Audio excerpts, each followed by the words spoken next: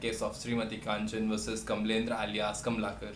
And if you want to check out the case in a descriptive manner, please check out the link in the description.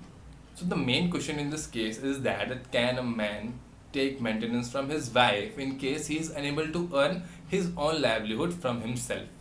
तो इस case में क्या होता है, एक होते हैं कांचन और एक होते हैं कलमकार. इन दोनों की शादी होती है, फिर इन दोनों का डाइवोर्स होता है. तो उसके बाद जो कलमकार होते हैं वो कांचन से ये कहते हैं कि आओ मुझे तुम एक्स पर section 24 of Hindu marriage act maintenance दो. और वो मेंटेनेंस क्या है? मेंटेनेंस फॉर पेंडेंटे लाइटे एंड मेंटेनेंस फॉर प्रोसीडिंग्स.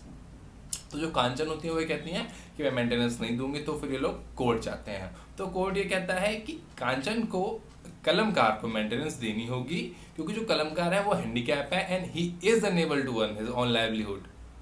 तो इसके बाद जो कांचन होती हैं उनको ये ऑर्डर दिया जाता है कि वो 100 रुपये पर मंथ एज मेंटेनेंस दें और 500 रुपये प्रोसीडिंग्स फॉर लिटिगेशन के एक्सपेंसेस दें.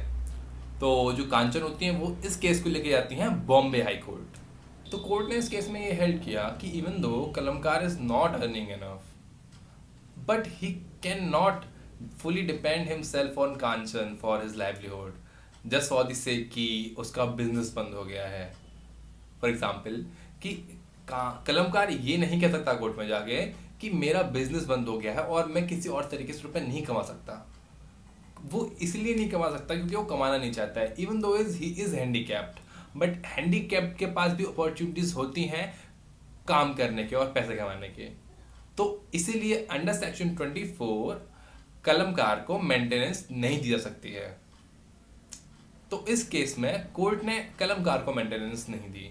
आई hope you have understood the case. Thank you for watching this video.